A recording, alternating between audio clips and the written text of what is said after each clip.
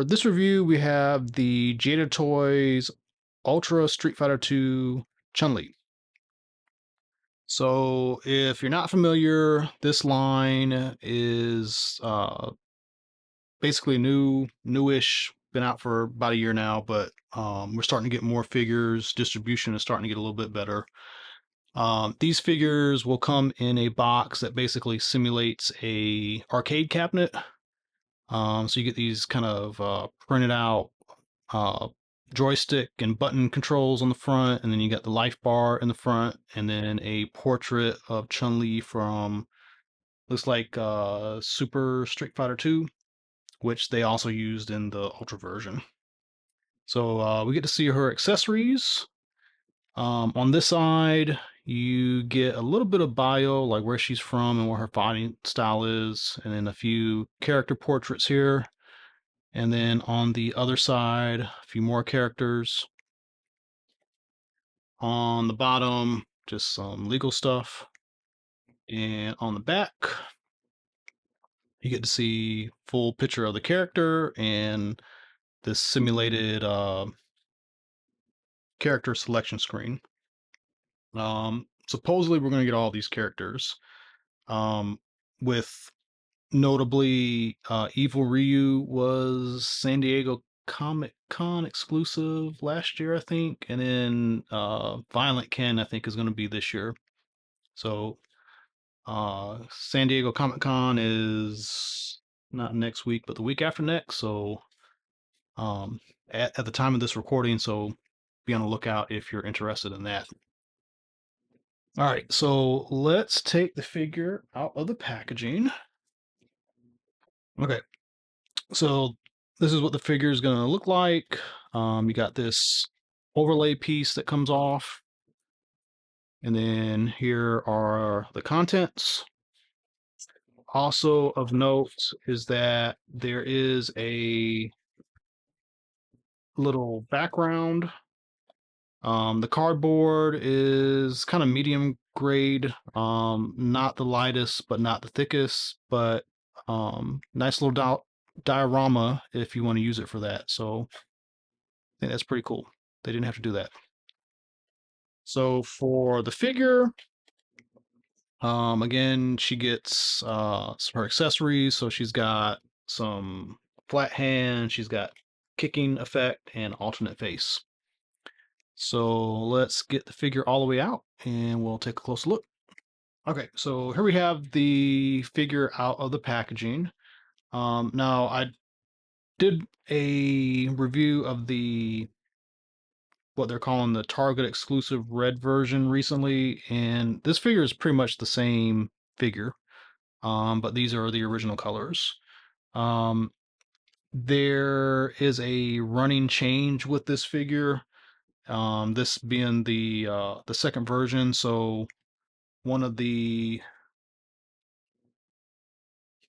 big things to talk about is the face paint. Um, it is very exceptional. Everything that's come out within, I guess we can say 2024, they've been using a different factory, and the results are just like amazing. This is definitely on par with the newer Marvel Legends stuff. Um, I don't think this is like photo real, but just whatever they're doing, it's like super sharp. I mean, even the line work on her outfit is just extremely well printed. Considering the price range of these figures are like in the 20 something dollar range, it's really amazing. So she has an alternate head, kind of a yelling, screaming, serious head. Looking really good. She's got a kick effect. And one thing to note is there is on this stand piece, there's this piece that's just straight, and then the end of it, other end of it has like this flanged out piece. That's what you're going to put in the effect to, kind of give this some stability. And, you can increase the height and do different things with it. Um, you're gonna have to deal with gravity, but there's a lot of uh, posability you have with these. So she comes with her regular fists. She's got these kind of flat palm fists as well. And she is just a really nice figure overall. Um, so her bottom, don't know what you call this, skirt piece has is simulated to be kind of flat. There's creases and stuff in it, but the material is smooth. But her upper shirt does have a texture to it. I don't know if I can get this on camera, but um, there's definitely a texture there. Like it's very, very, very minute, but in hand, like you can notice it. Just like amazing attention to detail. Also, some really good sculpt work with the laces and the boots. So articulation. So far, all these figures are pretty much the same. So there is a double uh, dumbbell joint at the top of the head into the neck, then a second one at the bottom of the neck to the torso. It gives her pretty decent movement. Her head looking up is going to be restricted by the way the head is sculpted. The shoulders surprisingly have a lot of range of movement. So you got disc hinge. You do have a bicep swivel. This piece stays static, and there's an inner bicep that moves. She does have a double elbow, so she gets good range of motion there. That's not even, yeah, goes all the way. So there is that. She she does have a two-piece torso. So this white piece is separate. So there's a dumbbell at the top into the abdomen, and then from the abdomen into the bottom. So she gets a very extreme range of motion out of that. The thighs are on ball joints with a upper thigh swivel. You can get pretty good range there. Double knee. This figure is just out of the package, so it's a bit stiff, but yep, go all the way up, probably a little bit further if I worked it here. And then the ankle has a very extreme range of motion. So they've given this kind of shallow cut into the foot to achieve that. There's also a side to side with the foot. Um, and again, the going back to the skirt, um, actually it does have some texture to it. Now that I'm looking at it, you just have to catch the light just right on it, at least on the front. The back, no, the back has texture too. Yeah, it's crazy, but it's extremely pliable. So this is not going to get in the way of any moves. So you can pretty much do whatever you want with this figure.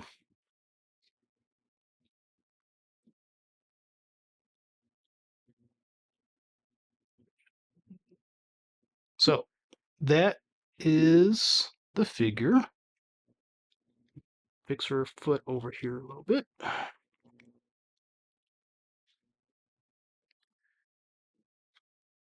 So we've had many Chun-Li figures over the years.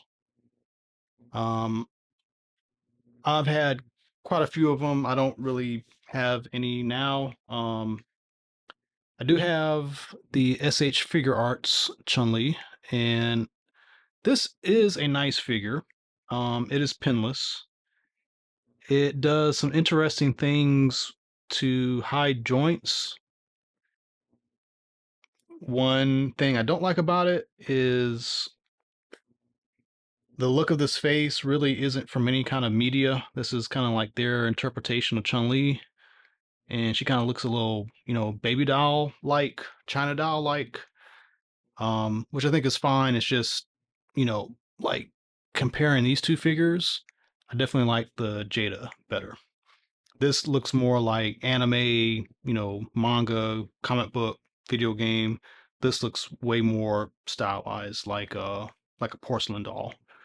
Um, her skirt is pliable.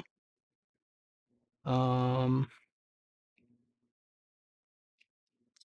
Noticing I've had this figure for maybe 2, 3 years, and uh, seems like it might be starting to get a little sticky. Um, that's one thing you always have to worry about when you have these pliable materials. Like, is it gonna kind of leach, um, sticky stuff later on? So just something to be aware of. The posability of both are pretty much on par. Um, Actually, I'd say maybe the Jada is a little bit better because there's some limitations with the abdomen articulation on this figure. But that just gives you, kind of an idea of what alternatives there are out there. Obviously, we have a Ryu. This is also one of the revision versions. So um, we're getting quite a few characters in this line now. So we also have Ken. We've got Bison, Dalsim, Fei Long. There's a bunch of characters that have been announced, like DJ, Blanca, Vega, Sagat. And at the time of this video, San Diego Comic Con 2024 is right around the corner. So I would expect a lot more to come out soon for announcements. Now, next question is going to be, when are we going to get the figures? Distribution is still a little weird. We're your best bet at this point is still to order these through like third parties like Big Bad Toy Store. Primarily, they seem to be getting them more regularly. I think Entertainment Earth is getting them. There's other toy sites. You can order these on Amazon too, but one thing I don't like about Amazon is they Jada will drop pre-orders, and then resellers will buy up all the pre-orders and then start selling listings based on what they pre-ordered.